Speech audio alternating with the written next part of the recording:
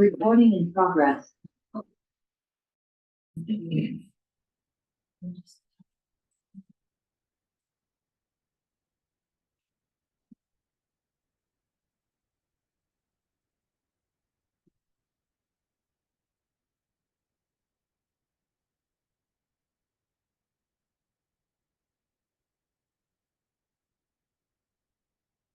Well, here we are. We're here. Yes. And really, us coming together, first and foremost, is that we get to be together and practice together in person.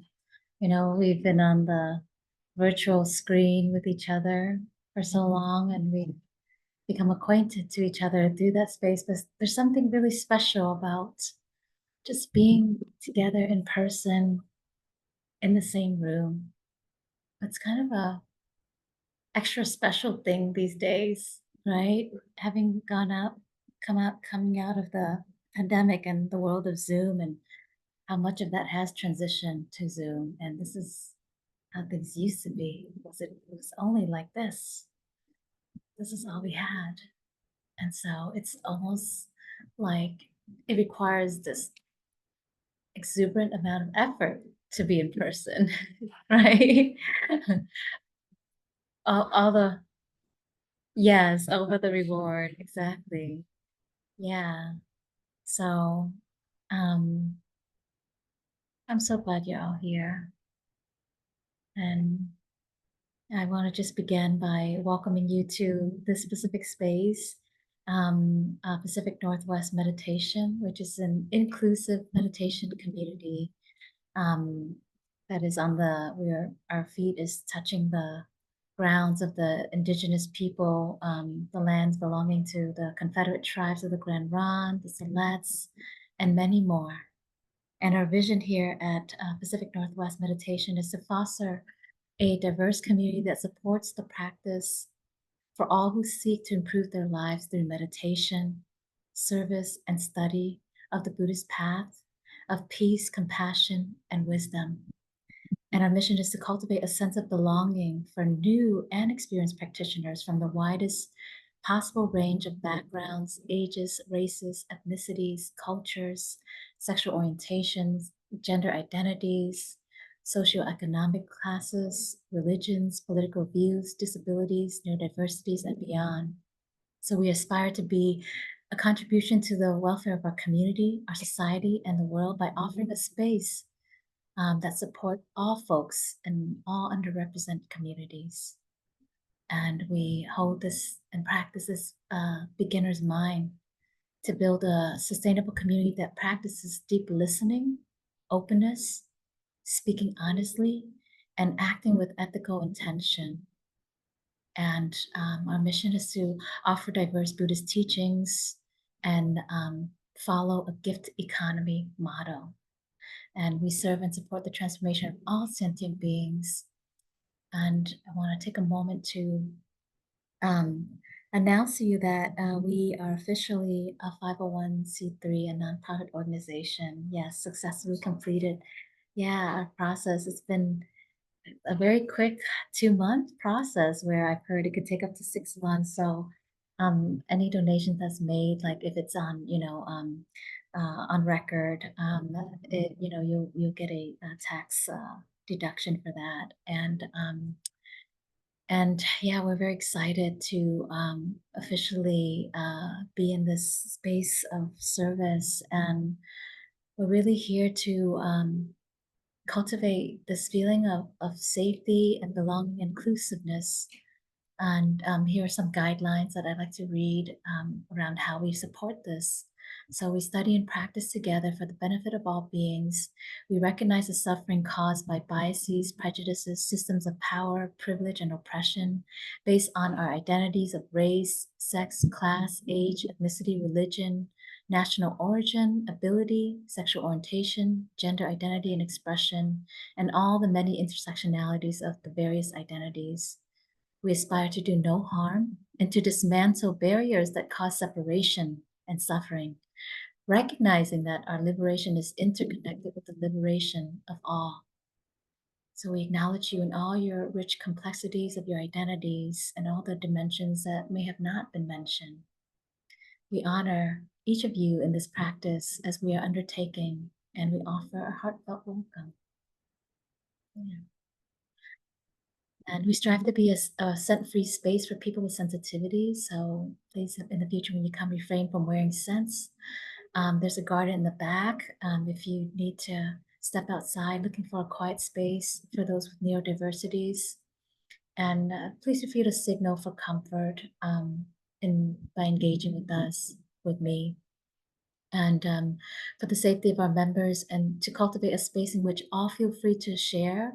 Racist, homophobic, ableist, trans, non-binary, exclusionary language is condoned in this space.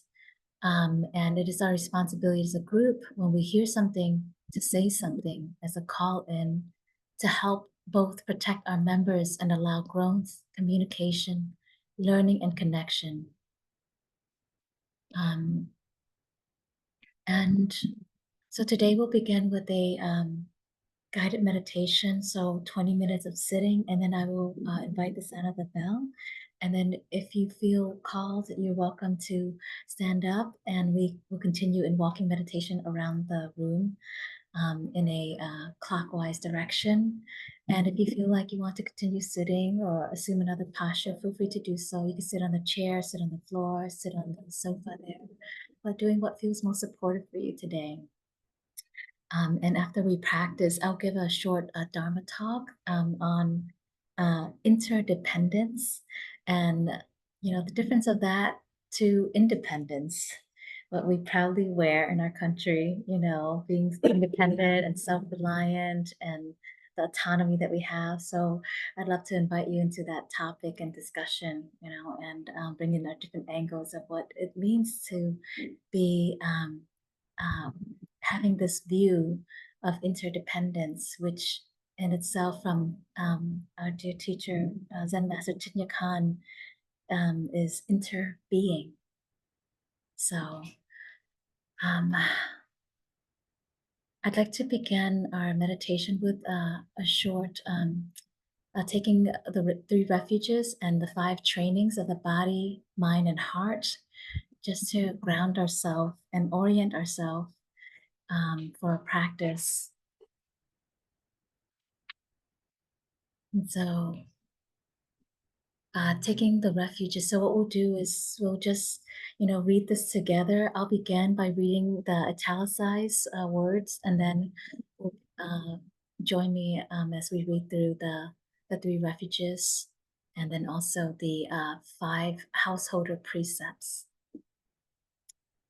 So in order to honor the lineage of the Buddhist teachings and the aspiration of all beings for happiness and freedom, we take the following 3 refuges. Please join me. In search of freedom for myself and all beings, I go for refuge in the Buddha and the possibility of developing a more awakened heart. In search of freedom for myself and all beings, I go for refuge in the Dharma and resolve that I will deepen my experience and understanding of its wisdom that is wider than all the oceans. In search of freedom for myself and all beings, I go for refuge in the Sangha in order to create the conditions of peace, kindness, and interconnection in our progression towards freedom in all of our communities. I go for refuge in this triple gem of our spiritual practice for the benefit and liberation of myself, my loved ones, those who I do not know or have difficulty with, and all beings in all worlds, in all directions. With the intention to provide safety and peace in our time of practice together, the 5 householder precepts are taken as worded by Manzanita Village. Aware of the violence in the world and of the power of nonviolent resistance, I stand in the presence of the ancestors, the earth, and future generations, and vow to cultivate the compassion that seeks to protect each living being. Aware of the poverty and greed in the world, and of the intrinsic abundance of the earth, I stand in the presence of the ancestors, the earth, and future generations, and vow to cultivate the simplicity, gratitude, and generosity that have no limits. Aware of the abuse and lovelessness in the world, and of the healing that is made possible when we open to love, I stand in the presence of the ancestors, the earth, and future generations, and vow to cultivate respect for the beauty and erotic power of our bodies. Aware of the falsehood and deception in the world, and of the power of living and speaking the truth, I stand in the presence of the ancestors, the earth, and future generations, and vow to cultivate the ability to listen and clarity and integrity in all I communicate by my words and actions. Aware of the contamination and desecration of the world and of my responsibility for life as it manifests through me, I stand in the presence of the ancestors, the earth, and future generations, and vow to cultivate discernment and care in what I take into my body and mind. Thank you for joining me. And I will invite 3 sounds of the bell.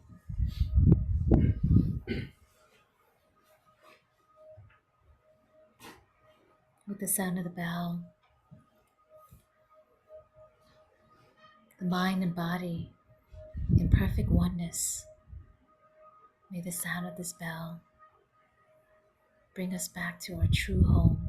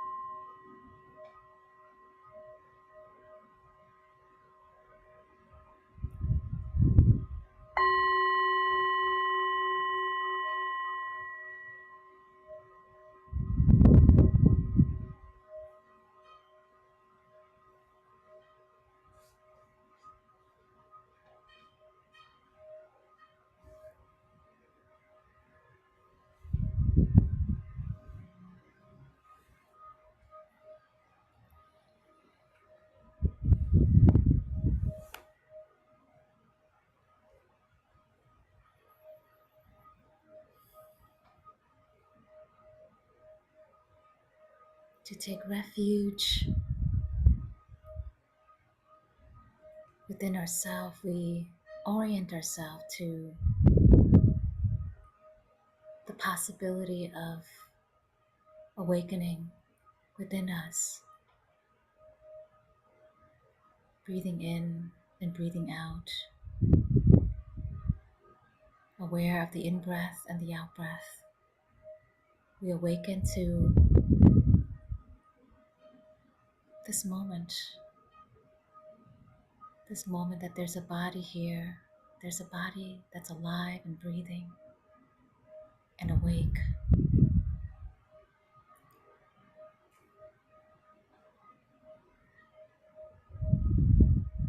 And that is taking refuge in the Buddha within ourselves, the quality of awakening, the goodness within us.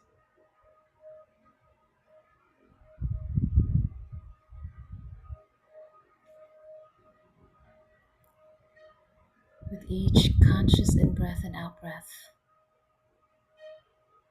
letting in the life energy,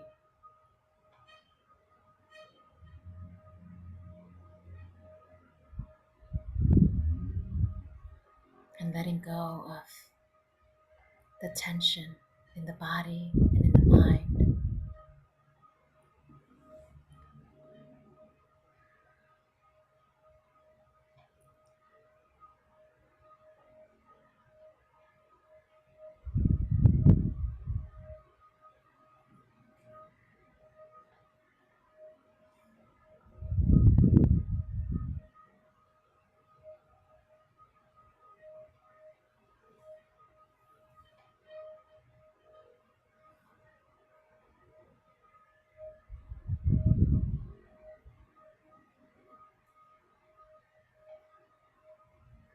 Grounding yourself in the present moment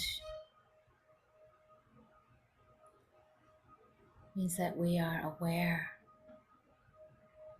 of what's here now, aware of the sounds, aware of the movement of the breath in the body, aware of the amount of effort it takes to be in touch with the body and the breath,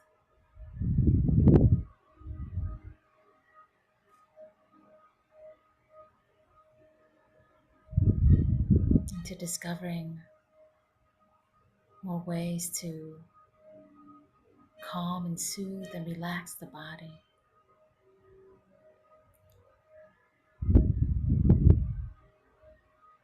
Giving yourself permission to come to rest, rest in our posture.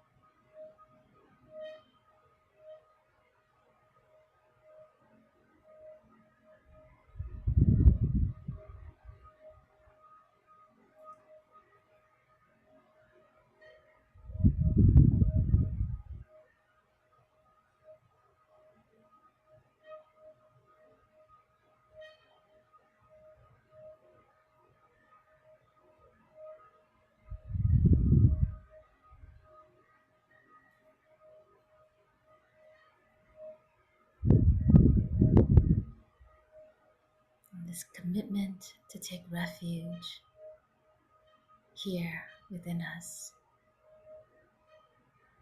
is a reminder for us to not take refuge in whatever thought arises, memories, the past or future, cravings or aversion or fantasies.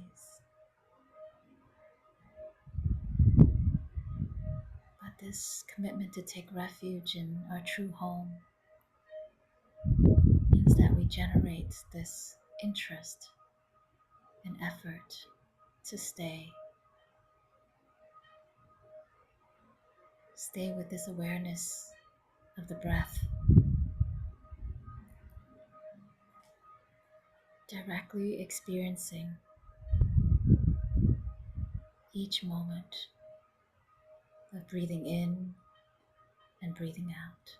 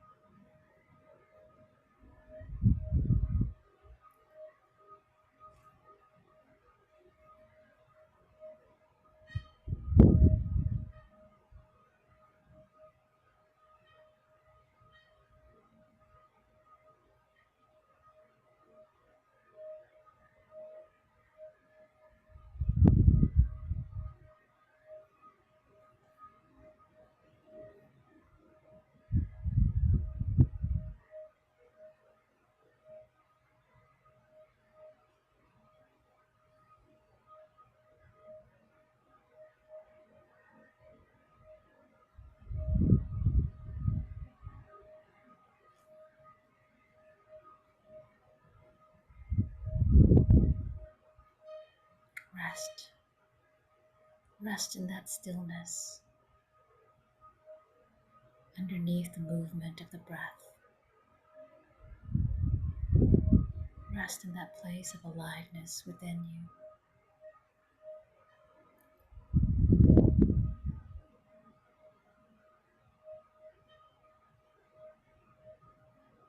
Aware of what is arising and passing away in the field of body and mind, yet anchored anchored in the coming and the going of the breath, anchored in your ground of being.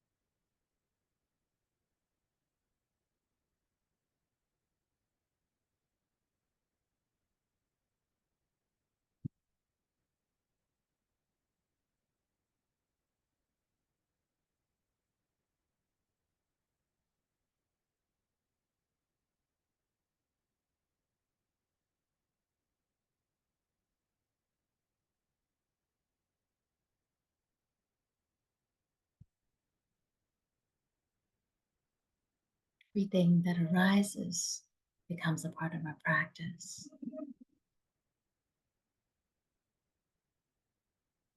Can we meet it with equanimity?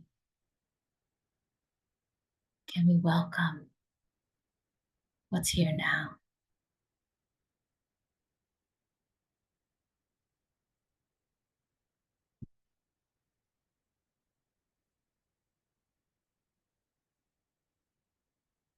The breath is the harmonizer between the mind and the body.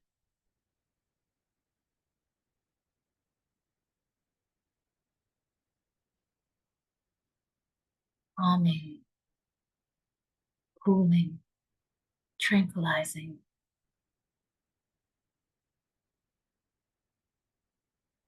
All the influxes,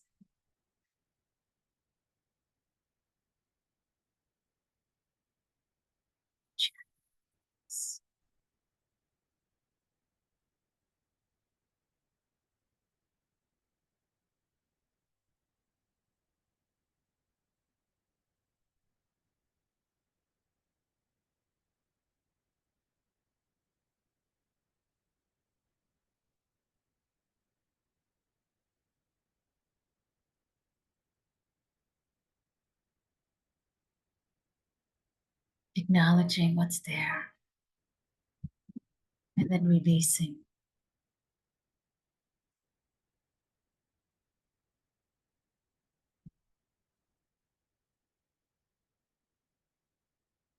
Setting ourselves free.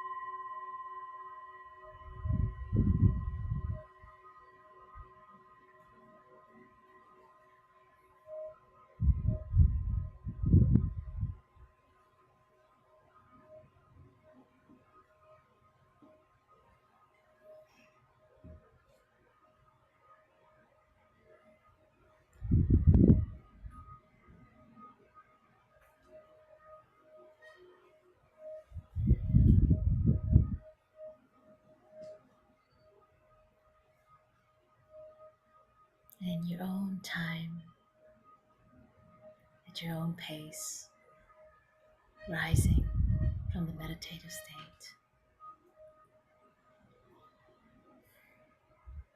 Breathing a little bit harder, getting in touch with the body, the breath in the body,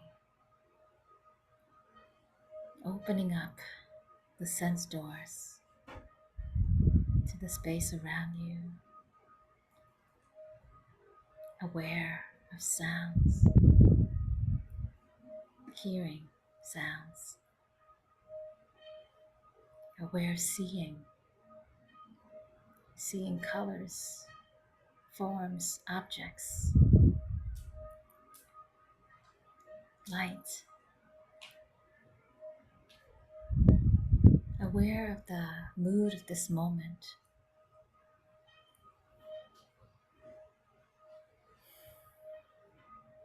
aware of the change from when we first began to this moment. What shifted? What changed? What transformed?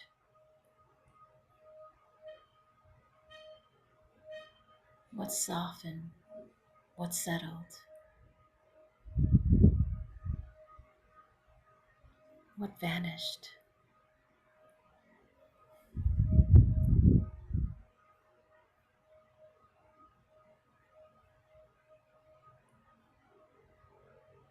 When we practice, we are going against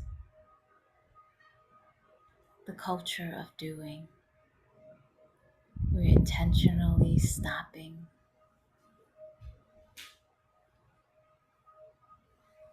We're coming back to being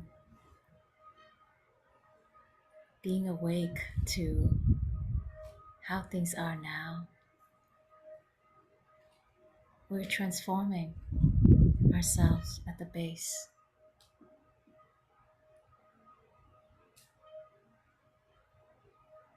It's so contrary to what we've been taught and told that would have us be accepted, have us feel that we are worthy and loved. This is a new way of being, of living,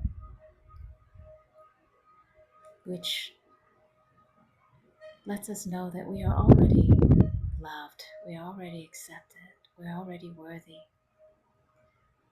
We just come back to knowing that and remembering that. And we realize that it doesn't need to be found outside of us, but it's us coming to terms and recognizing that for ourselves, that we search inside of ourselves,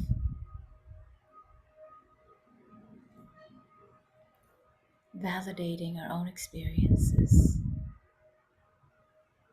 reconciling and forgiving ourselves, and learning to love ourselves deeply and intimately in this act of coming home to our true home.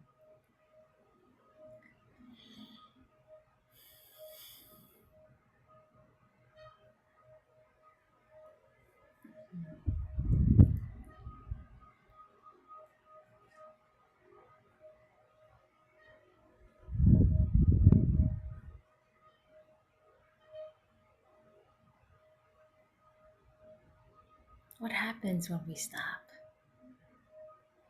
When we are afraid of stopping? Are we afraid of losing control over the matters of our life? What's going to happen if we don't put out that fire now and we just stop?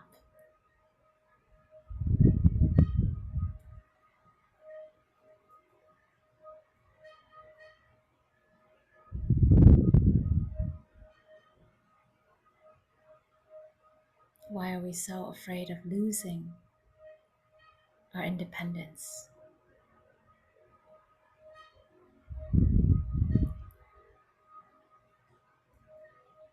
So this topic today begs the question of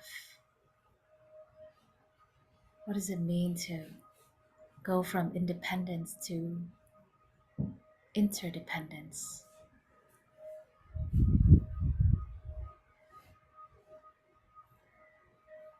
So I want to invite you all into this inquiry.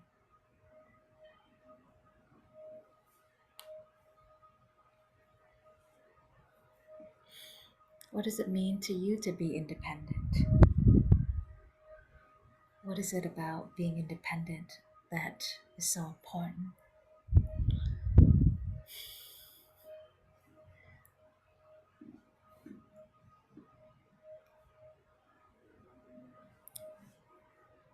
Any shout outs? What does it mean to you to be independent?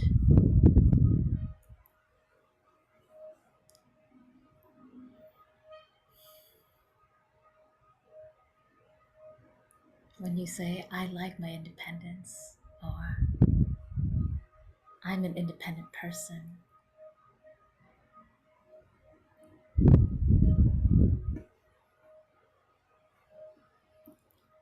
what is it that you're free from? What are you not depending on?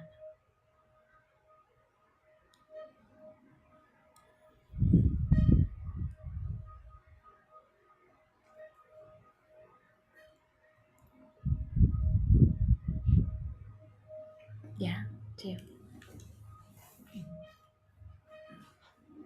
And put that like really close to your mouth. Yeah.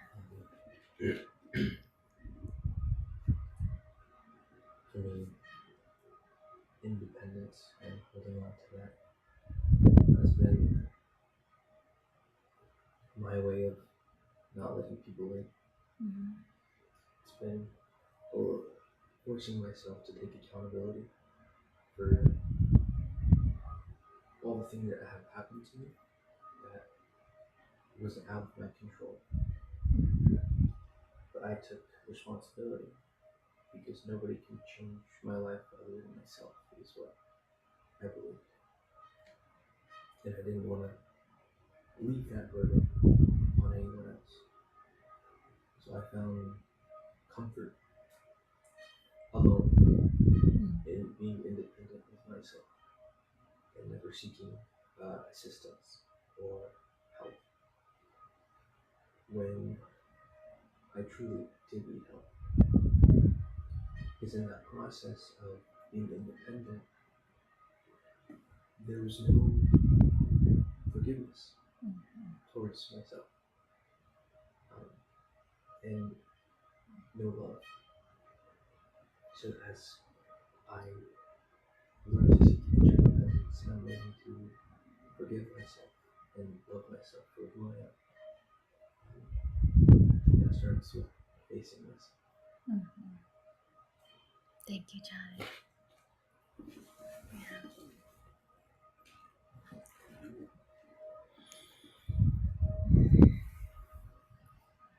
Your words resonate with all of us in our journey, very much so.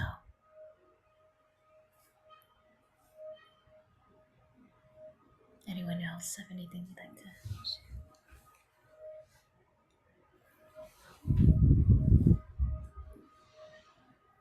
Here in the Western world, independence has always been admired and equality, wherever you can stand on your own 2 feet. People are even criticized if you're not able to do that. You have to seek independence. It's expected. I found it kind of a false pursuit.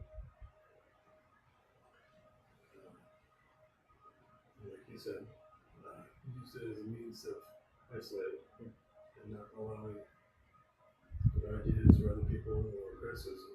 For the most part, they have a lot of criticism in because it's you're vulnerable. It's we want to express vulnerability. But all that is false. We need each other. You know this. So yeah, for example, we look so much better together. It's one thing to be home from my phone, listening, watching, being part of it, but still the actual experience of being together is phenomenal. And that translates out into the world as well. We have a place, we're all together. Separate but together.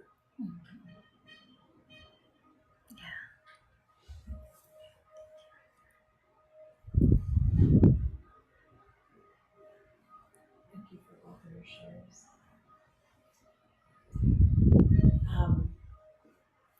When I think of independence, I think of the family I came from, the sharecroppers, the way that they foraged through life, what they came to America for, and their freedom, their independence, and I'm in a space where I was very codependent in a relationship, in a marriage of 25 years, and now stepping out of that into independence again. And it's an interesting transition. There was a time when I didn't realize where he began and I ended. We became so kind of immersed in each other. And so I'm on a journey of finding myself once more and stepping into a space of learning and growing and realizing with gratitude how much he carried, how much I carried, and then finding new ways of being and thinking in that space of independence. And also recognizing how important community is and connection and support through the process or through the journey of life. And making sure that I'm going to stand for myself in that space. So thank you all for being here. Thank you, Evelyn.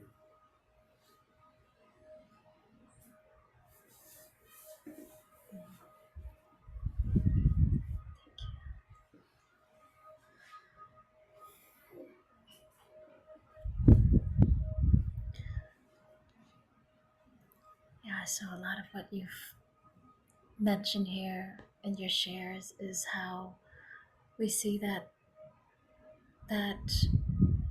drive to be independent. Also, it's that drive of being independent, giving us this false illusion of freedom, but in fact, what it causes is a sense of separation between us and what we truly want, the intimate, deep connection with ourselves and others. And when we, like what Johnny was saying, when we cut ourselves off from others, when we isolate ourselves, we're also isolating that possibility of connection, of connection to others, which is connection to self.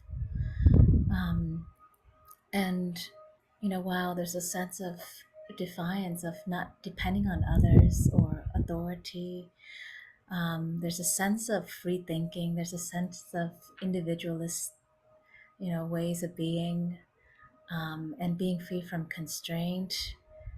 There comes with it this other part where, it goes against our yearning for meaningful connection. And this is the widespread effect that I'm seeing out in the world, is that people have become more and more disconnected because they're choosing to be independent. They're choosing to be alone. And it seems like the sense of autonomy we have in today's society actually causes more dissatisfaction and more loneliness. And autonomy is this ability to initiate activities on our own, right? Where we decide when we're going to do something, what and how, and it's free from the external control or influence, and yet we're still at the effect of our internal environment and landscape. Our wild and restless mind, all of our anxiety, our fear, our likes and dislikes, our antics, the existential angst that we have that doesn't go away when we are independent. Actually, it intensifies when we are alone because we lose the broader picture of what life is, which is that we live in tribes. We are to be amongst each other, to be in relationship with each other. So interdependence is, in a definition from a research paper, is initiating and carrying out activities with others. And this is a really interesting topic because I actually look up a study that was done where there were two control groups of mother and toddler, um, and they were to carry out a activity.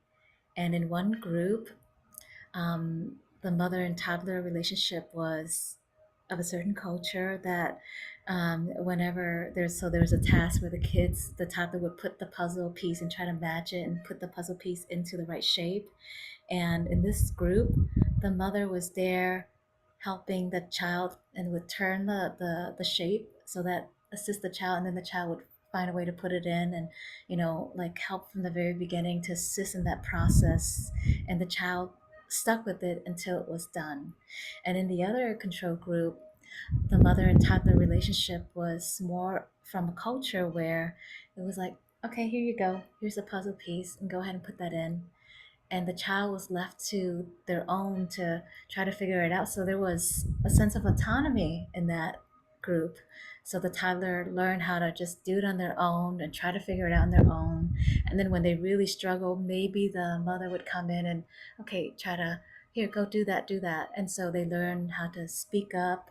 And there was a affirmative languaging that they learned. But in this experiment, what they saw was the toddler who was in this mother-toddler relationship where they had assistance. They actually completed the task all the way to the end. And in the other control group, the toddler would abandon and leave the activity out of boredom or frustration, and at times would not complete the task. So it was a really interesting study. You might be curious about, well, what culture did they come from? So you can already tell. I don't want to make it into like, this is better than the other, but that just illustrates just how this sense of independence leads to frustration and boredom, and can lead to, in this particular um, research, an experiment showing that it leads to a sense that I'm on my own. I'm to do this all alone. And that style of parenting and that culture with mother and toddler, those individuals grew up being able to know how to work in team. They were set up to understand what it's like to work in a team setting, to complete a task, to fulfill on a mission together. While on the other group, it was more like they would go to work and they still have to work as a team, but they work as individuals, each person for themselves kind of mentality. Um, so, you can start to see how, as you are already aware about the effects of independence and what it has cost us, the payoff of it is that we have no one telling us what to do, but we also have no one there with us. And facing boredom and facing frustration becomes a big part of what colors our experience, or not getting to the end of the experience. And interdependence, is a teaching that, and a practice, really, to me, of letting go of control. Yeah, like you'd mentioned, Johnny, about independence having you not have to deal with control. But inside of practicing interdependence, we're not afraid of losing control because we allow ourselves to let go of any sense of control. And to me, in that, there's also letting go of our preferences, letting go of our fear of well, I don't want to get too attached. If someone helped me, then I have to be dependent on them. So we even let go of that, or appearing weak, appearing like we can't do it on our own. And particularly, I know this is in the Vietnamese culture, is if I ask for help, then that means I owe them something now. So I should just not take help so that I don't owe anyone anything. So I'll just try to do it on my own.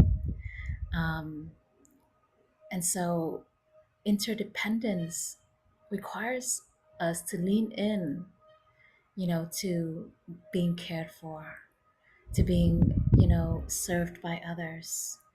And if it comes from a place where, we're not driven by our preferences anymore, we know how to live with others. We know how to live with each other, how to be with each other.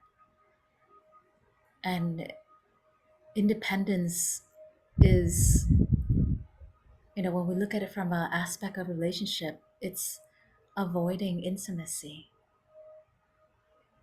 It's declaring our freedom from others, but inside of that, we either are avoiding or pushing away or missing out on intimacy with other human beings. And so it devoids us of the opportunity of being cared by others and feeling cared for. I have a story about this. I had a picnic with a friend, and we both decided we were going to bring food for this breakfast picnic. And so we laid everything out, on the blanket, and I brought some chia seed pudding and had a bunch of stuff to put into it. And it was their first time, like seeing this. And so I took out a bowl for myself, took out a bowl for them. And then I was like, okay, well, since you don't know what this is I'm putting together, I'm going to make a bowl right now. So I started to put the fruit in the bowl and then the yogurt in the bowl. And then I said, do you want me to make one for you? Or do you want to make this you want to make it for yourself? And it was me recognizing first, having, been in this culture. I was born in Vietnam, but I was raised very Vietnamese, where we shared everything. So I knew it was appropriate for me to ask, because there's this independence thing that we have, right, going on in our culture. And the friend said to me, "You can make it for me." And as I was making this for my friend, I realized, wow, this is actually a really big deal, because most of the time when I ask this question, the other person would say, I can do it myself. And when I think about the times when someone offer to make me something, and I say, I'll prepare my own bowl, there's a sense of, I want to control what goes into it. Two, I have preferences, right? And I'm afraid you're gonna put things I don't want in there, or whatever it is, or the outcome of it I might not like. So inside of letting someone dish out our own plate, like in this case where my friend let me prepare this bowl for them of food, there was an opportunity for me to serve them and them to receive love, to receive care, And that to me was a moment of interdependence where we knew that they could make their own bowl and I can make mine. And okay, I'm making mine. All right, now your turn. Go ahead, make yours.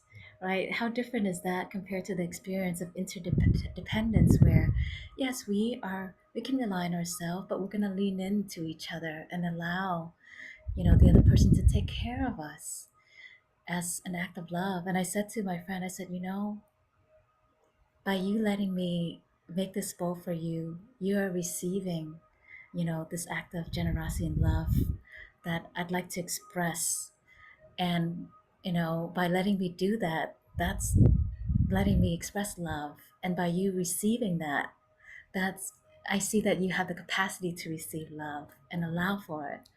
So, interdependence is this way in which we can transform our relationship and our culture that has been steeped in this, declaration of being free, which means I'm on my own. I can do it by myself. And we're like invited into this new paradigm where yes, we know we can all do it on our own, but how about we do it together? Right? Whether it is our meditation practice or sharing a meal together, being in community together. And in interdependence, there is this quality that it's no longer about self. It's no longer about me, my, and I. It's now us. It's that we are one. I take care of you and you take care of me, but not from the place that we are now like codependent, where if you're not there to take care of me,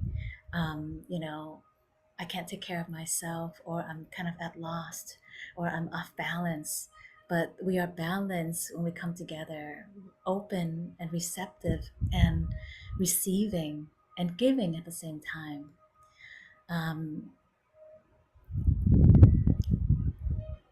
And I want to have everyone hold up a piece of paper that you had, like one of the chants. Hi, Rachel. You can also hold up if you have a piece of paper too, and you can turn just to flip it to the blank side.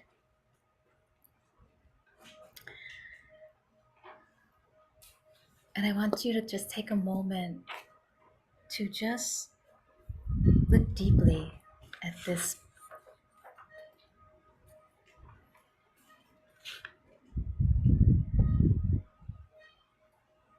Hold it, touch it, see it, be with it, maybe smell it.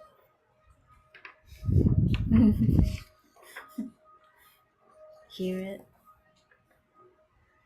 But with all your senses, be with this.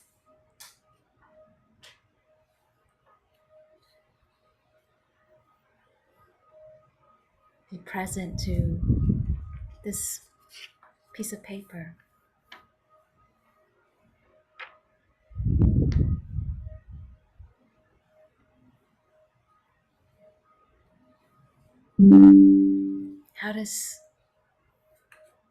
What do you see? What do you see in this piece of paper? You see a blank canvas, unlimited possibilities. You see a blank canvas with unlimited possibilities. Yeah. It doesn't necessarily have to be filled up. It could be. Yeah. It doesn't necessarily have to be filled up, but it could be. I'm just repeating what you're saying so our Zoom friends can hear. Let's see if I can plug this in. Thank you, Johnny. What else do you see? What's there? What's there? It's a hot day today, but I do feel the warmth of the sun in this paper. Ah, you feel the warmth of the sun on the paper.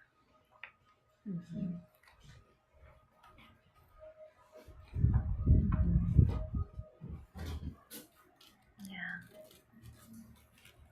A space for creativity. A space for creativity. Ah. Anything else?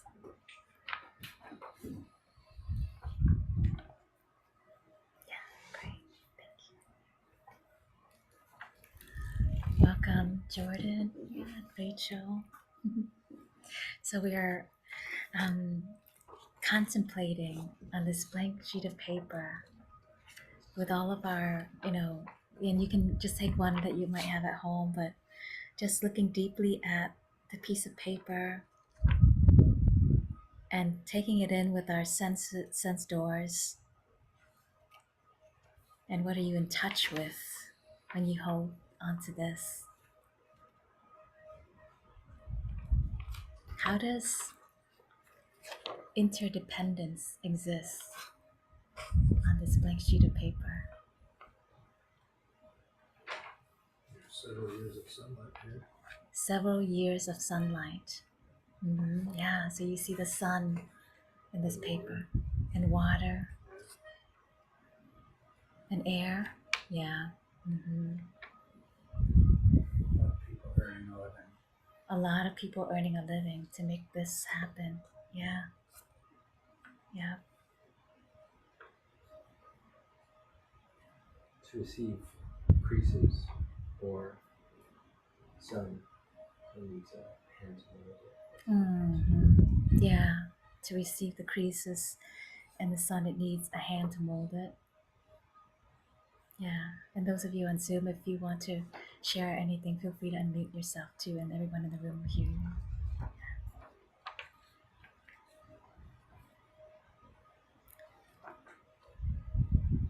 Yeah, I think when I've got a paper here too. Yeah, when I think of the paper, when we think of interdependence, someone mentioned sunlight. It's interesting. There's a lot that goes into a single sheet of paper. There's the people who planted the tree that became the paper, and then I've got college line paper. So there's the people who created the ink and where that ink came from.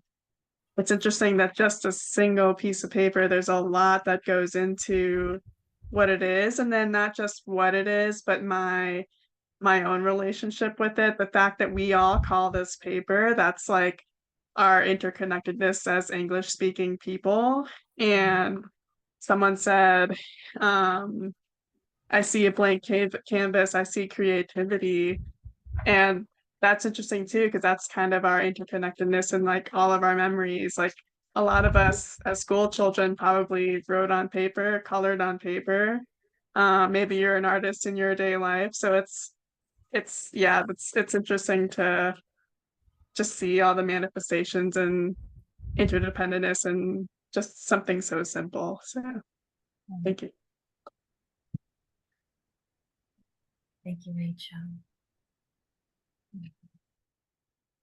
Something that also came to mind was just the trees and the interconnectedness of the trees, the root system, and like going back to the origin. Yeah. Yeah. Okay, do you want to repeat that? So I just kind of went back to the origin of the paper and how the paper came to be, thinking of the forest and trees and their connectedness there, interdependence they have Yeah. to the environment. And then just a little bit of sadness too, because the trees fall and to create this forest. Yeah. Yeah. Yeah.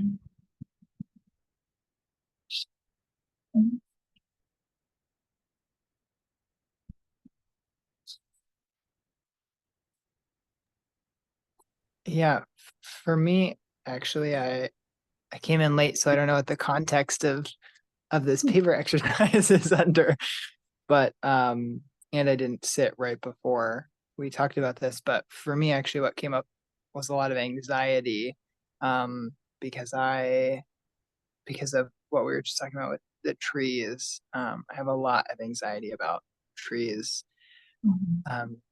Yeah. I won't go on my whole tirade about, about trees, but I could. But I think over the last few years, my relationship to trees has changed a lot, and my understanding of trees as living beings has changed a lot.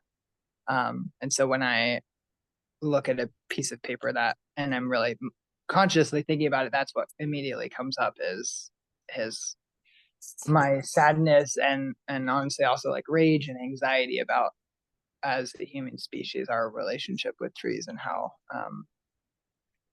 just like out of touch we are with them. And I I've recently started doing art in the last few years as well, so that's been kind of a like, there's been some conflict in me there, and I've been trying to get recycled paper, and I like checked and I was like, okay, good, this is recycled paper. I think it's kind of that like funny thing with mindfulness where sometimes you become more aware of something and you feel calm, and other times you become more aware of something and you're like, oh, this is actually, there's a lot of harm here. And um yeah. Mhm. Yeah. Thank you, Jordan. Yeah. I really hear the the practice bringing things to mind that sometimes has us experience uh, the um, the contradictions, right, of consumption and the choices we make, and to live in that paradox is always, it's a part of being human, and part of living consciously is dancing in that paradox. Yeah, thank you. Mhm. So in this sheet of paper, dear friends, we see all the elements that are not paper that makes up this piece of paper. So anytime we look deeply, we can see the tree is in this paper, right? The forest, the sunshine, the paper mill, the logger, all the many hands that came together to deliver us this piece of paper. And the whole cosmos here on the sheet of paper. It's remarkable when we see the what Zen Master Titipan calls is the the interbeing that is here in this sheet of paper. Right. So to if we remove ourselves, from being with others, we can't exist, because we can only exist inside of the existence of all things.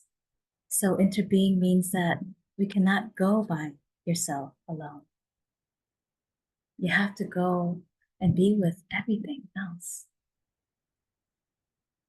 And when we resist that, when we have misconception around that, we suffer, because we resist the truth of how things really are, which is that we are all, interconnected.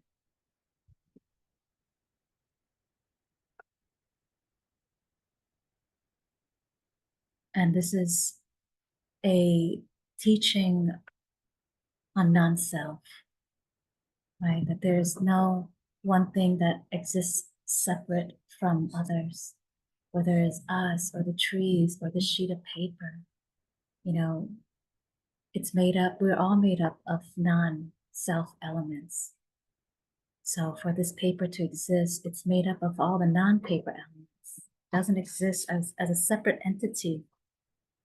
Without the trees, this paper won't exist. Without all the hands that came together, this wouldn't exist.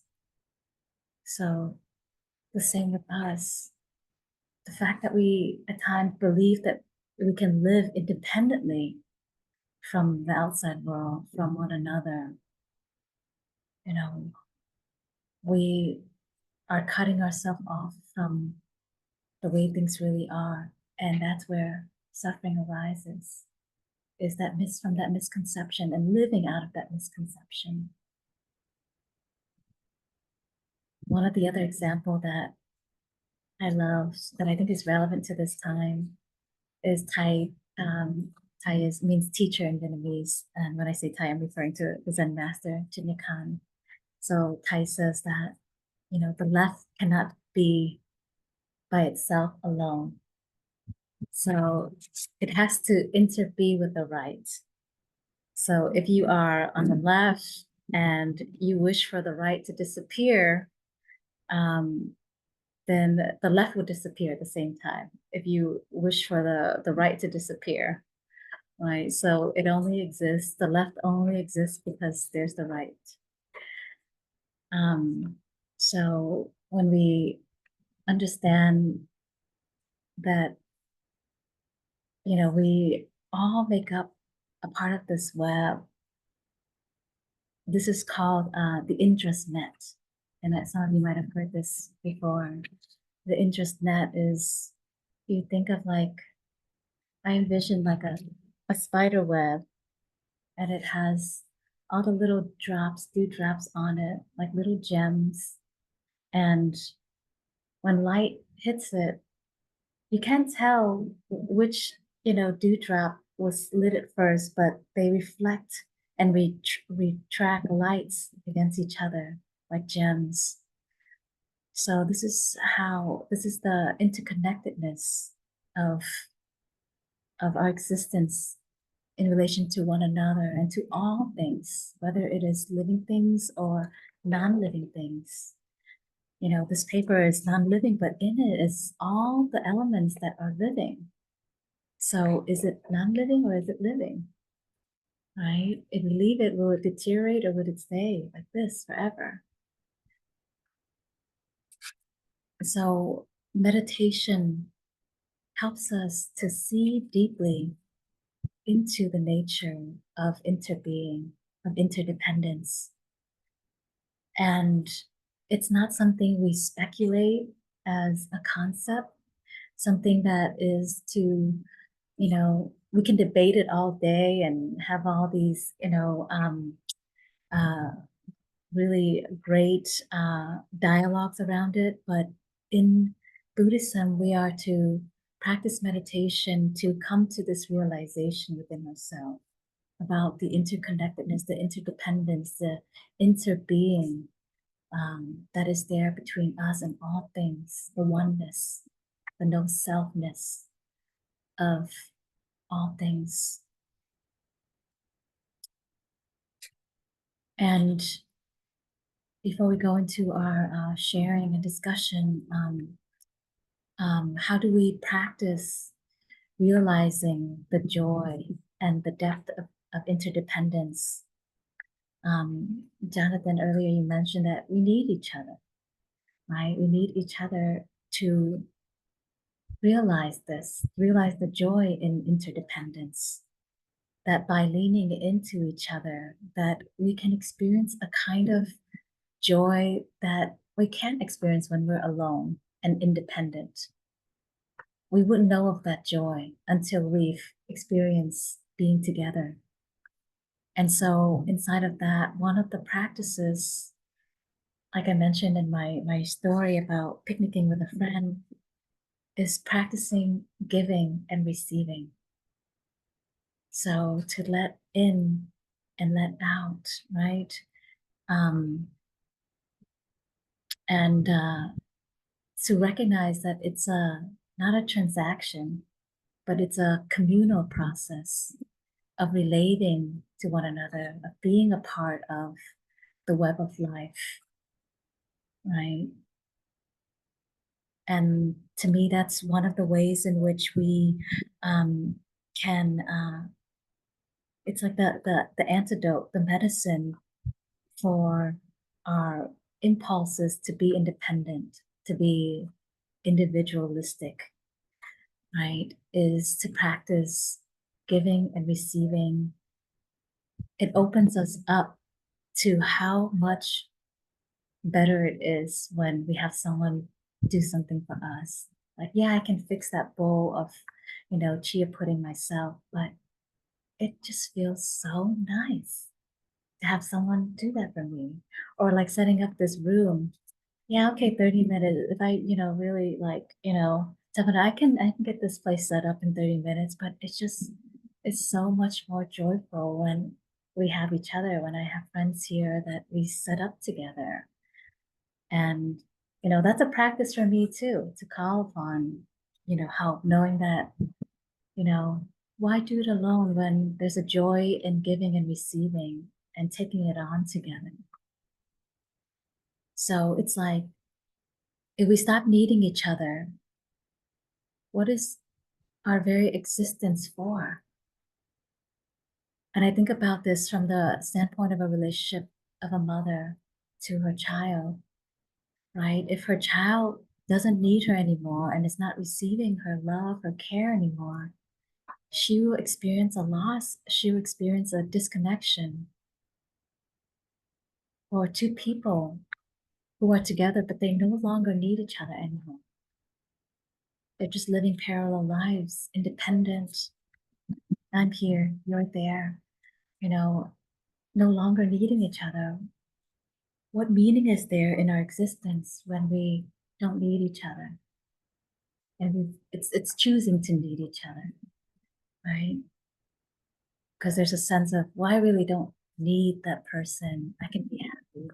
But then there's this kind of way in which we, live with interdependence where our hearts open and our hearts become full because we allow others to give to us and we receive the help and we receive it openly. And then when we give to others, we allow ourselves to give wholeheartedly, completely, and fully. And it's different from this concept of, well, I bought this piece of paper, so it's mine. It's mine. I paid for it. The difference is in, this practice of interbeing is that nothing truly exists as mine or my own, you know, and that everything really is ours. Even the property we own, we think it's ours and we become possessive, but we're only here for a little while. And we don't have full control of our property, right? And all of our things. And I realized this because of the partial traveler lifestyle I live, that I have like a mansion in Chicago sometimes that I get to stay in, or a beach house sometimes. That's mine for that moment, but then it's not mine in other moments. But if we take care of everything like it's ours, versus mine and yours, how differently we treat that versus it, everything being ours, and that we share all the resources. We share the resources of this paper, of the forest, of the sun, right?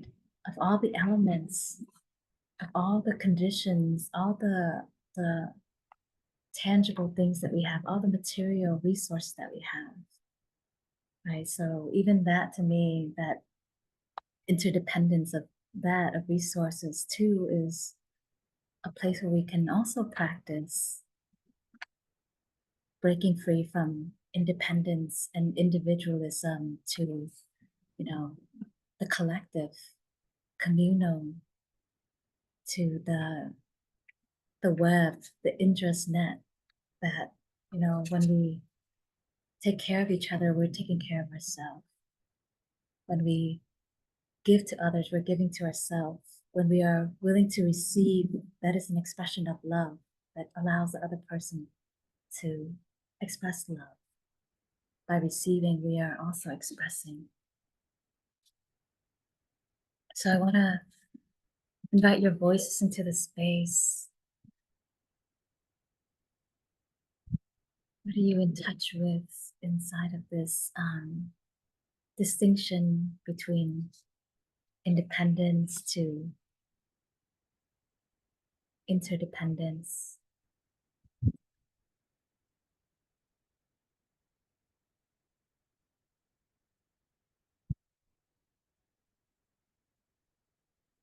From self to no self, from autonomy to this interbeing.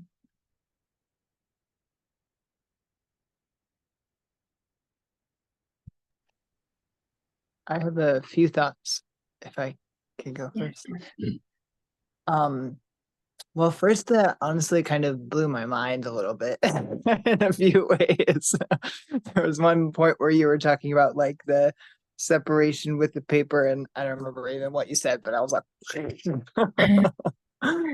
that's, my first thought. And then my second thought is first a thought that then kind of leads into a question, which is this was a really interesting teaching for me to hear, because I think it's not something I in this way have often heard from Buddhist teachers. And I think I actually, the first several years of my practice helped me gain a sense of independence in a way that was really important for me. And I think as I was just reflecting on it, I think the core of it was that I built a relationship with myself that I hadn't had before. And when I had that relationship, then I was able to have healthier relationships. I didn't need other people in a way that I previously had, because I was relying on them to fill things that I actually needed to fill for myself, if that makes sense, right? Relying on love from other people rather than having self-love and a sense of okayness of my own. So so that Buddhism has strengthened that for me. And it's but this sort of seems like kind of a second wing of this that I've been lacking, and I've kind of known I've been lacking for a while, which brings up my question, which is, as you were talking about, we need each other, and it's, good we need each other. The first thing I thought of was, well, what about when nobody's there? And I think for me that I have a big fear of that, and also, I'm sure as all of us have experienced that a lot. So that was kind of I was like, I see a flaw in this plan. So I had one more thought too, but I'll just start with that. Okay, yeah. Thank you for that question, Jordan. Yeah. What about when you said when no one's there, right? Like, so how do we practice interbeing or interdependence? Yeah. So in the third refuge, where I go for refuge in the Sangha, in community. So the first part of that, so in the original way that we take the three refuges, it's we first go for refuge in the Buddha, which is either the historical Buddha or the awakened quality within. And then the second is the Dharma, which is the teachings. And then the third is the Sangha, which is the community. So first we go to refuge to the community. And then the second and third part of it is going for refuge in the Sangha within ourselves. So within us lies the Sangha, lies our ancestor, lies our teachers, lies our spiritual companion. They are all there within us. They're in the fabric of our being. So we get in touch with the Sangha within ourselves. Yeah, so in those moments when we are alone, we can call in our community sitting with us, the Buddha sitting with us, the Sangha sitting with us. And in that moment, we can get in touch with that feeling that we are really not alone.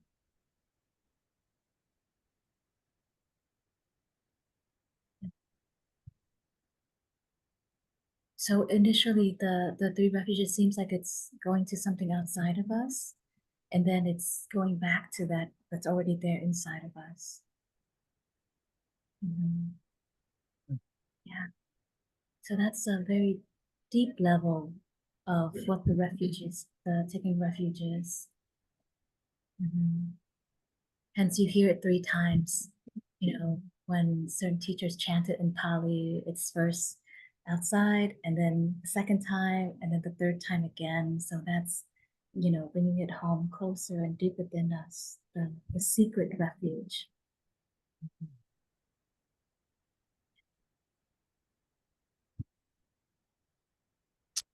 Can I ask a follow-up question, or sort of to Yeah. clarify?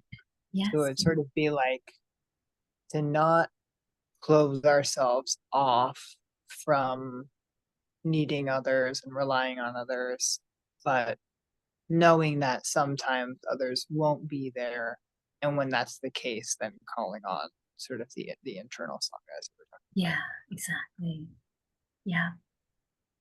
Mhm. Mhm. Did you have a follow-up question or a second question? I did. It's okay if I keep speaking. Yeah. Yes. Mhm. So a completely different thought I had when you were talking earlier was the idea of like interbeing. We may resist it, but this is just how it is, and it's there. Um, this is maybe not a fully formed thought, but I just was in the swimming pool, and there was this person who did something naughty, that I was really bothered by, and kind of kept looping on it. And yeah, I just weren't very thoughtful of another person. Um, and yeah, I don't, again, not fully formed, but that sort of shifted that for me of like, oh right, okay, like we just we're all a part of this. Like we kind of gotta get in, and like you're on the subway next to the person who's like bumping into you, and like that's it. It just kind of helped me resist it a little bit less of like, okay, so that loop was going, and I kept finding ways to sort of prove that like, no, like he was wrong and that was not okay, and X, Y, and Z, and that sort of like, oh, and I would even have the thought of like, how can I have compassion for this person? But I think just sort of that shift of like, we all, whether I want it or not, we're all kind of in this together, and there's, yeah, something about that just shifted. So Mhm. yeah, do you have Yeah. any other thoughts on that? Just wanted to share that. What's your question in that, Jordan? um Mhm. I don't know if there is a question, but if you have any thoughts on that. Yeah. Okay. Yeah. Yeah. I mean, everyone here can totally relate with you. Like all the smiles and laughter in the room. It's like, yeah, we know what you're talking about. We have that experience too. So I just want to let you know.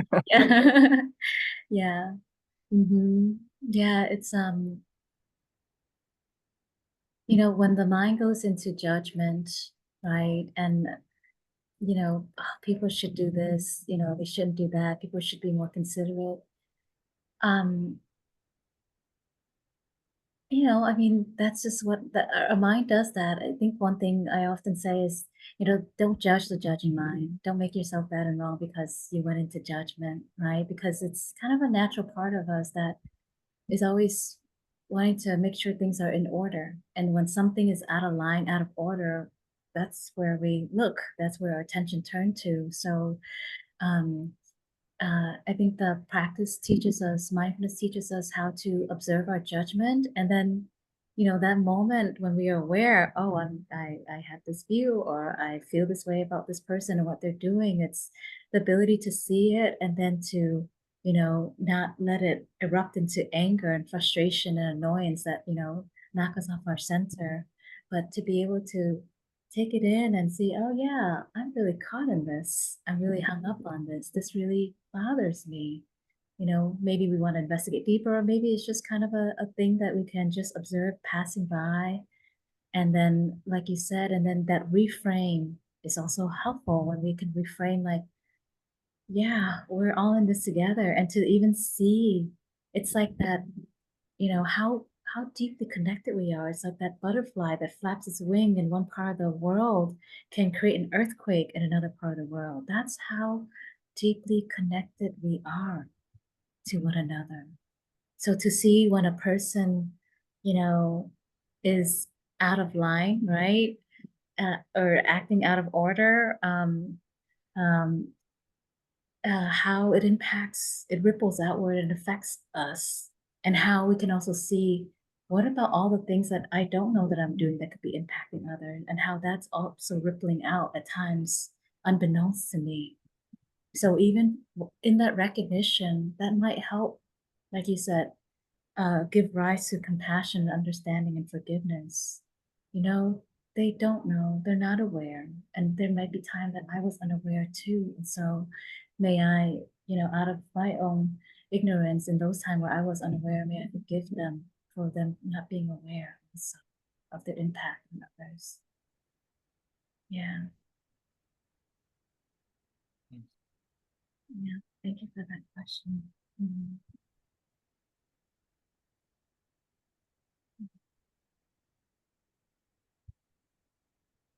Is there something you'd like to share about?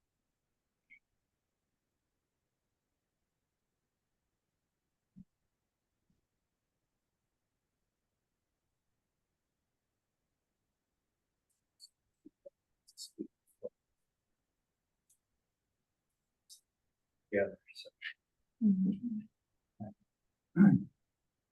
I was really moved by what everyone shared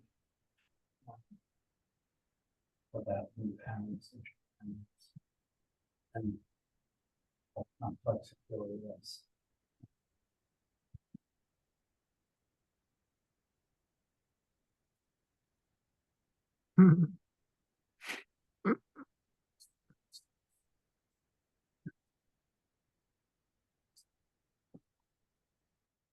Part of independence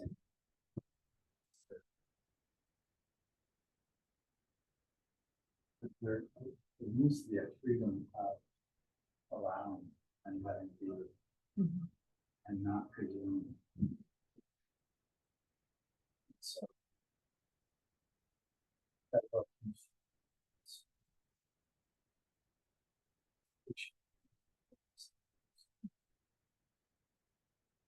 about we looked at a piece of paper and I all said there's a little square of emptiness right in front of you. When you can experience that in meditation, it just is such an intense feeling and numbness. It's kind of spontaneous and it's very rich. And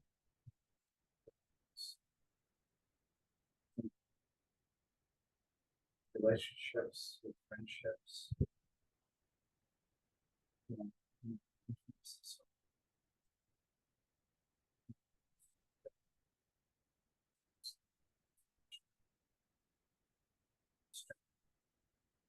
even I had one of my childhood friends. And we really did think a lot. We spent so much time together. But at some point, he was kind of saying, how I was thinking about something, and that somehow that just kind of clicked in me. And I resented it and turned into a big thing. So I think how you respect another is by giving them freedom to be who they are. Mhm. And Bring the mic closer. Yeah. yeah, Mhm. freedom. Mhm.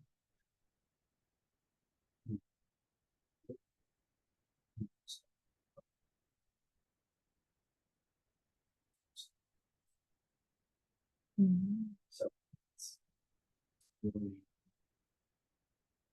powerful lesson. You let others be and be mindful about who they are. Right in front of your mouth. They're having a hard time hearing you. Yeah, there you Very complex. go. Mhm. So, anyways, it's a delicate thing, and independence and freedom are actually two different things. And I think I'm starting to appreciate about today.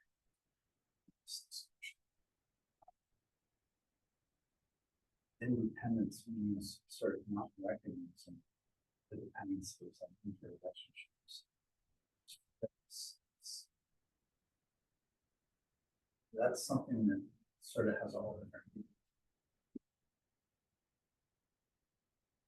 And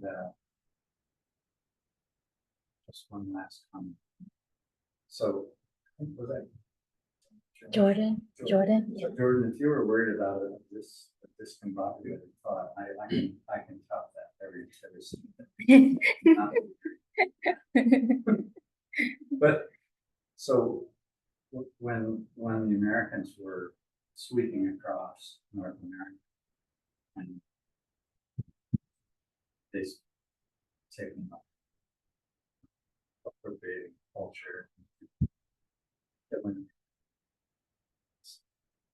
there was a book, it was called Black Elk Speaks. It's a wonderful book, and he refers to those explorers who were mindful of the Native Americans, respectful, and they refer to those people as humans, human beings, whereas the people that were just kind of crushing through and taking and destroying, those were not the human beings.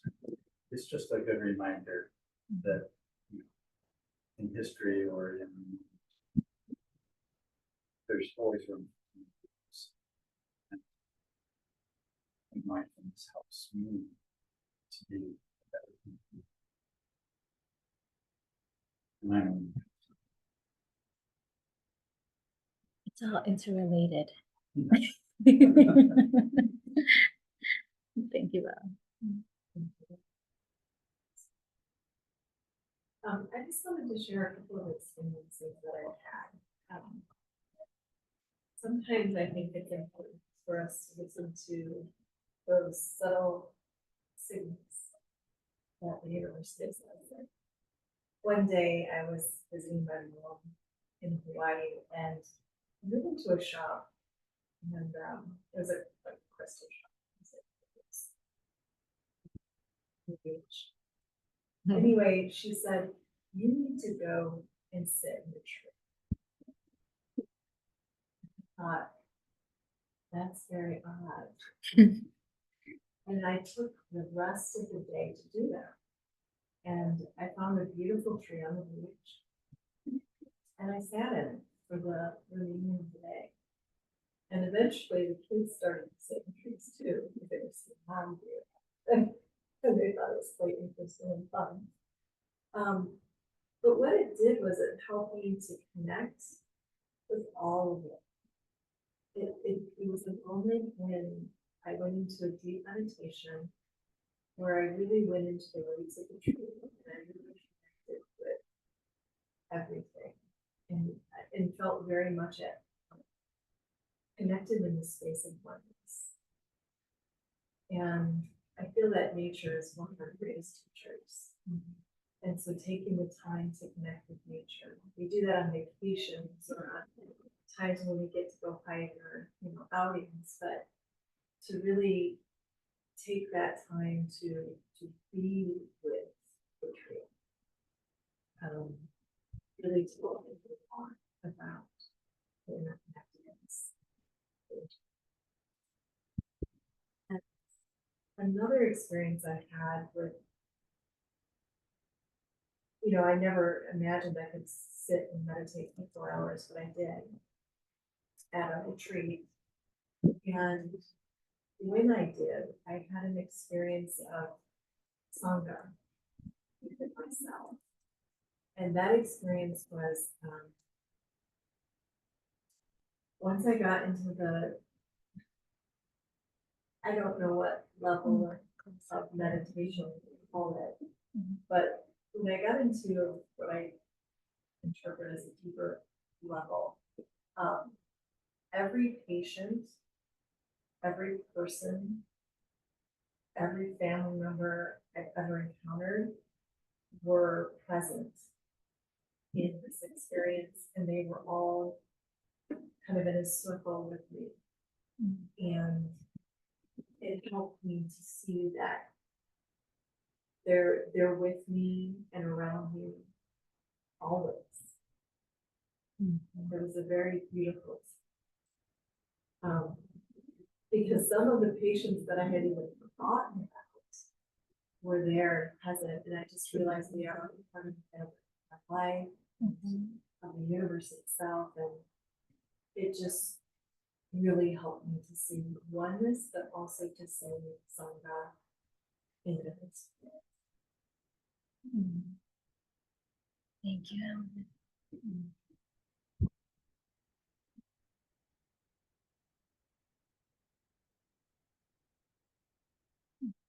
So while we were meditating earlier, Bring it closer to you. Okay. Yeah. Thank while you. we were meditating, my mind wandered quite a bit, and I was having many conversations with people that I've met recently, and who I want this perfect conversation. I'm going to control it.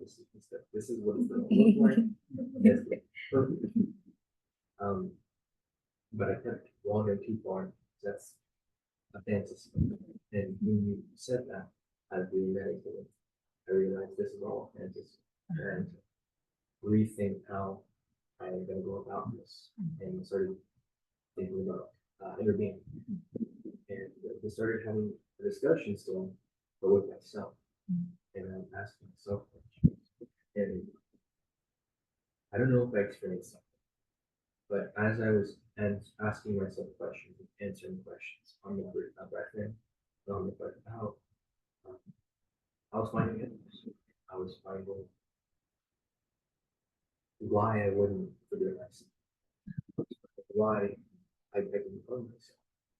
And my resolution of what I want to accomplish coming out of this meditation session.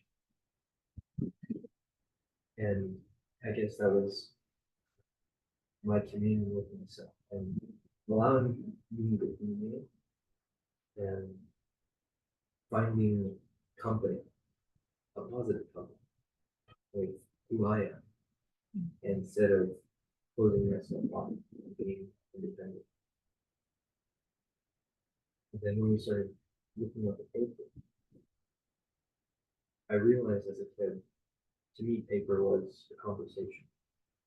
It was a conversation with myself, a way for me to get my thoughts out of my brain. Because I was very independent since I was young, and really didn't have any connection with people my age or people in the family. And it's just how I grew up. My mom was in the military, my grandma was from the Philippines, and I didn't have any relationship with her. So as I learned to communicate with myself over paper, it was a form of closed off independence, and that was my conclusion. That's what I thought was correct. And so we explained in the beginning how it's good to have conversations with yourself, but as long as you allow yourself, as long as you fix yourself, and you allow yourself to go, and you're allowing to bring it and include other people in that process. Because like you said, you meditated for 4 hours, and realized everyone in your past was a part of you. Everyone in my past experience was also part of me, and I wouldn't be where I am today without everyone and everything I've experienced. So now I'm just grateful. Thank you, Tom.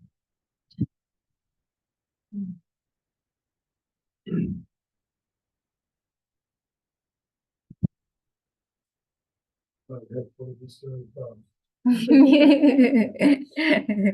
So many things. So you can use it. I don't know. I don't know. Oh, I think it's so interesting.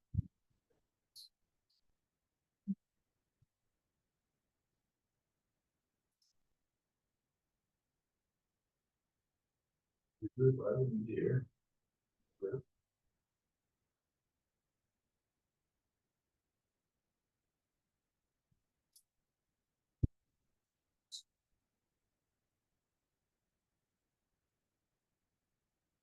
Jordan says he can't hear you again. I'm not Okay. speaking. Oh, okay.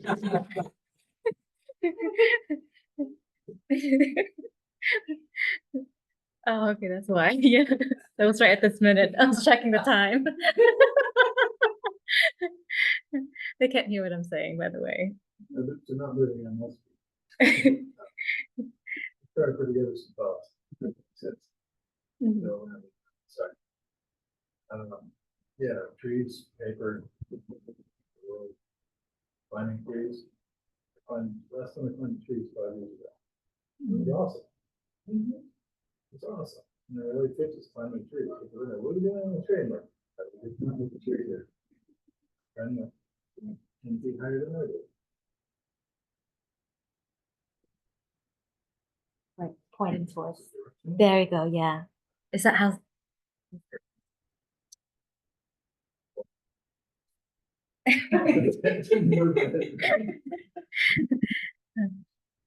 Microphones. Más o menos. Yeah, no, it's not even- Yeah, just the whole experience. Really, yeah. The independence component. Also, to believe that independence shows strength. You don't want to show weakness. With time, and then if you're weak, you have to do it. Yeah, with others.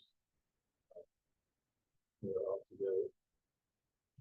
That's it.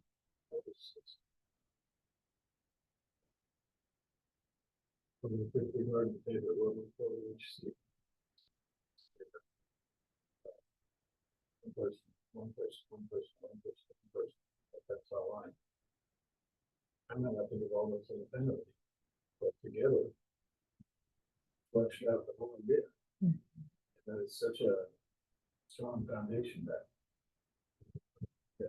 face to face, the whole concept, the idea.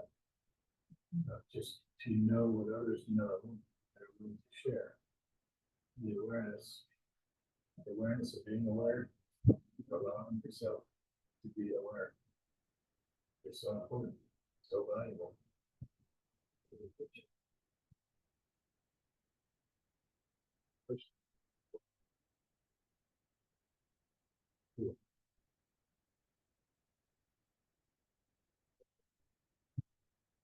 That's good. That came from the heart. Yeah.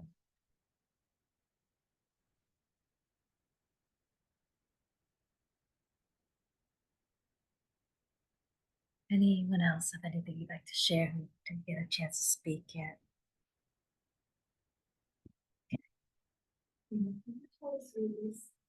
Yeah, Jordan and Rachel are on. Mhm. They're waving to you. Oh. I have you both on my phone so they can see it through the tiny, tiny screen on my phone. They see you. Mhm. Yeah.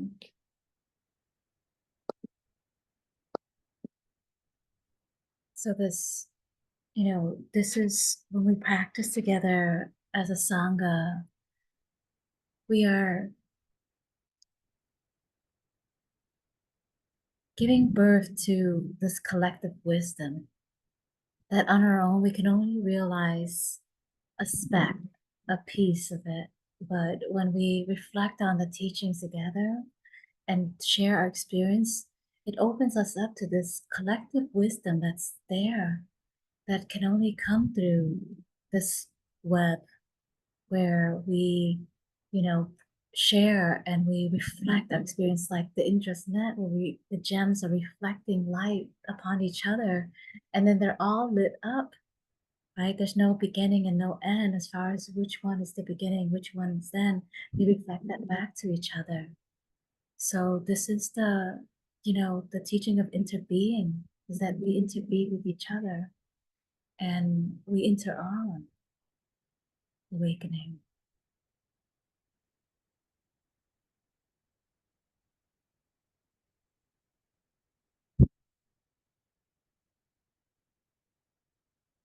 Jonathan, did you want to close us up? And then Do you want to? You can sit right there too, and I can just turn the camera to you. There. It smells good.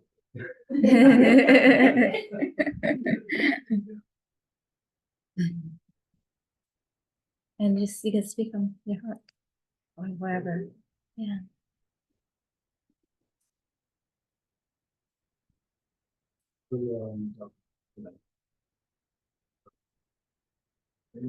Yes, so.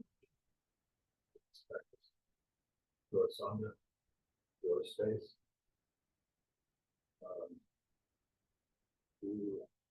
That's really very nice. And I was it's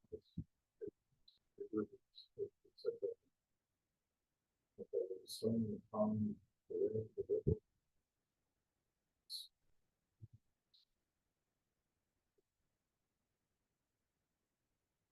to sustain this.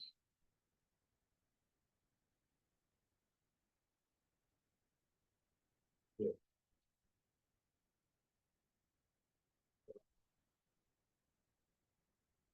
Saying until it hurts. It hurts so good.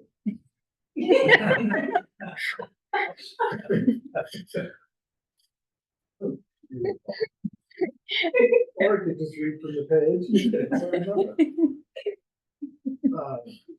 Yeah, the act of giving, the thought that you is that which you have positive. The act of giving, and afterwards, the positive feeling that you have to know that you are supporting something also supports you. Right? So we have it.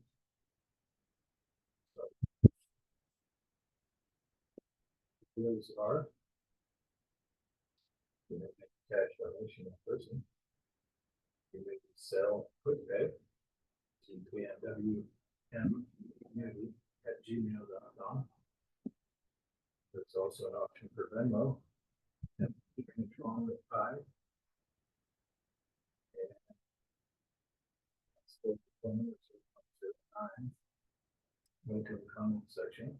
PNWM. That funds will be sent to PNW Meditation Holding. Now that we've reached.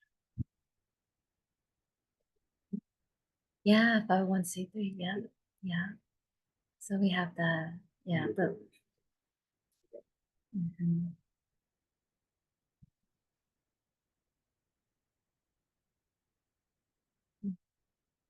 Thank you, Jen. Mhm.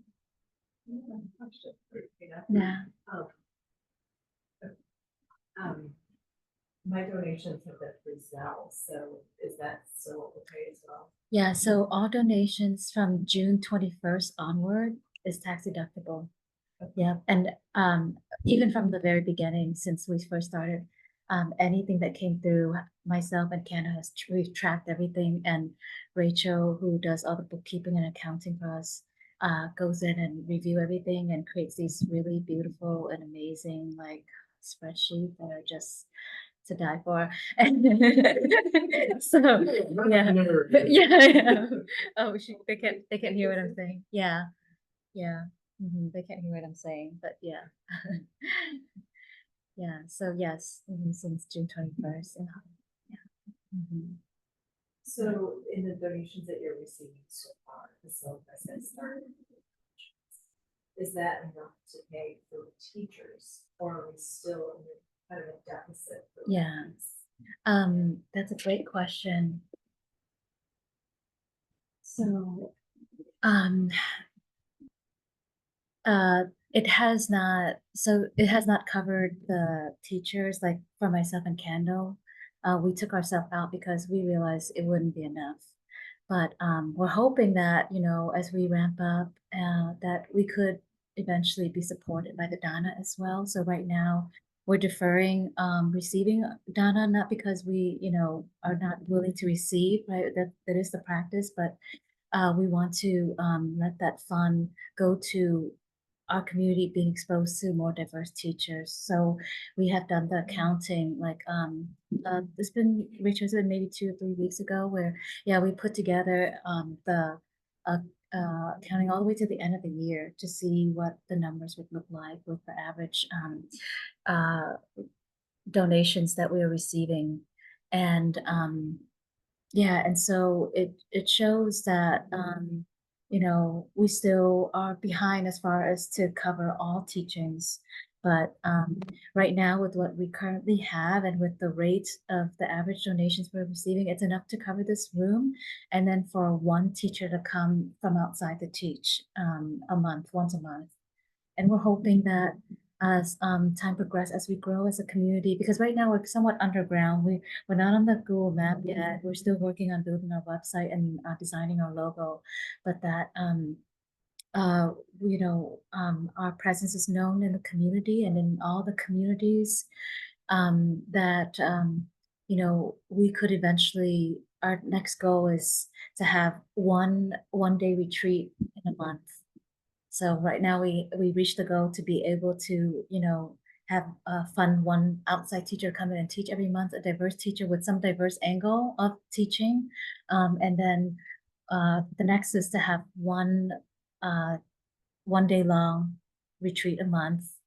And then the next one after that is to be able to pay all the teachers that teach here.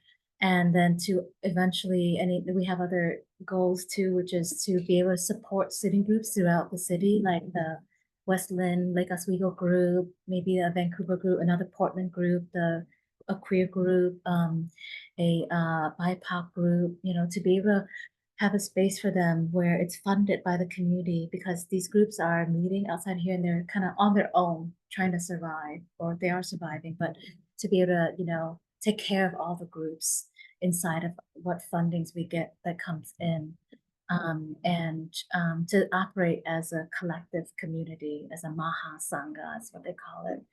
um, and to be able, my wish is that, you know, we eventually have a children's program and a teens program, and in the fall we would like to, or winter we would like to go into the prison and offer mindfulness and meditation in there as well. So, you know, with the support of the community and with these donations, that's all that it goes to, is to take care of all our dreams of spreading mindfulness and meditation and these, you know, profound teachings into all those vulnerable communities and spaces, and to support the marginalized communities that already exist right now, but, you know, would like to have, you know, a home, would like to have a physical space, would like to, you know, be supported by a larger community. So that's all part of our dreams. And then, you know, to possibly even go into a space where we could leave our stuff here. So that's kind of another area that we're kind of on the edge of. I see Jordan nodding. It's like, yeah. So the setup and the cleanup is, you know, it's not bad. I mean, we're, you know, we can make do with what we have, but, you know, could it be better? Yes. So my hope is that we could, you know, find a space where we could actually have a full 2 days where it's like, and we could negotiate leaving our stuff here, and then be able to have community events here on those 2 full days. Right now, the logistics is, you know, a little contracted. It's, you know, kind of tight. And so, yeah, there are some things brewing in the background. And if anyone is aware of some, you know, other spaces that could accommodate us for 2 full days with, you know, a good rate, and then, yeah, maybe we're not attached, you know. We want to be able to increase our offering and our freedom in the space. Yes. So, yeah, thank you for your questions. Yeah. Is there Yeah, so yeah, we have a core team, which is technically, you know, a committee, and right now in the background, the core team um, are looking at coming together to create all of the bylaws, the guidelines for how we operate as a leadership body, as a committee, and, you know, creating a kind of democratic model where, you know, leadership rotate, and where it's, you know, voted by the people, and as we grow not in a top-down kind of model, but we grow like in a horizontal model. Um, so where there's check and balances, and that um, everyone has a voice to be able to contribute, because this is created to support the community. So it should come from the community input and voice as to how we grow and what direction supports the community the most. So like in these past 3 talks that I've given, which is the series of 3 talks before we have other teachers teaching this month, it came from, requests of like what kind of talks would relate to the community. So these talks are more around engaged Buddhism, applied Buddhism, how Buddhism can actually meet us and where we are in our life and the issues we're experiencing, whether it's relational or political or environmental, in all those areas, or racial. And so my hope is to for our teachings to marry all the ways in which we experience difficulty or challenges, and how we can apply these teachings into our life, and we can see some openings into what we're experiencing on all levels, so that it just doesn't become a intellectual uh, what is it, trip or stimulation, but that it's lived. And that's originally how the Buddha taught the Dharma, is that it was to be applied to our experience, and it was very simple. It was very much because people didn't write things down back then, so it was transmitted orally. And how can people remember a 1 hour talk with a lot of lists? There's no paper. So he taught it in a very simple way, and people were to apply the practice it right away. And for others, so as time progressed, it became an analytical thing. And I will share more on that when the Buddhist psychology class began, because there's more of that on that end where we analyze things. But the Buddha taught from the place of practice. Yeah, not from the place of learning so that we can learn more theories and concepts and debates on it and look knowledgeable, but it's more for us to embody it and have it make a difference in our life, and experience some freedom from suffering. So we're hoping to bring in that modern approach of Buddhism and engage Buddhism. Yeah. So our friends on Zoom hopped off, and they said, thank you, everyone. And thank you for sharing in this practice together. I appreciate you all. Yeah. So I will invite 3 sounds of the bell, and we'll breathe together.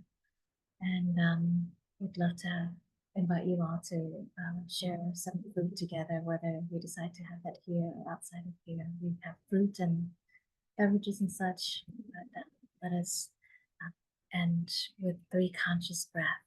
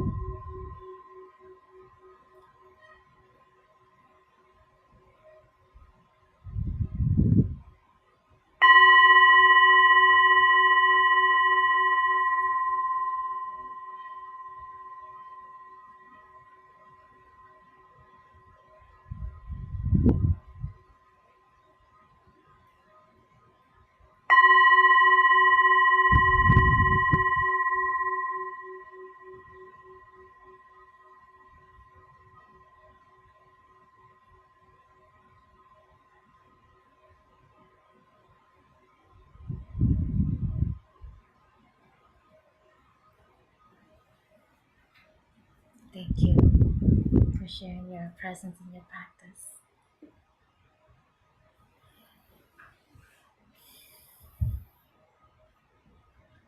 You know,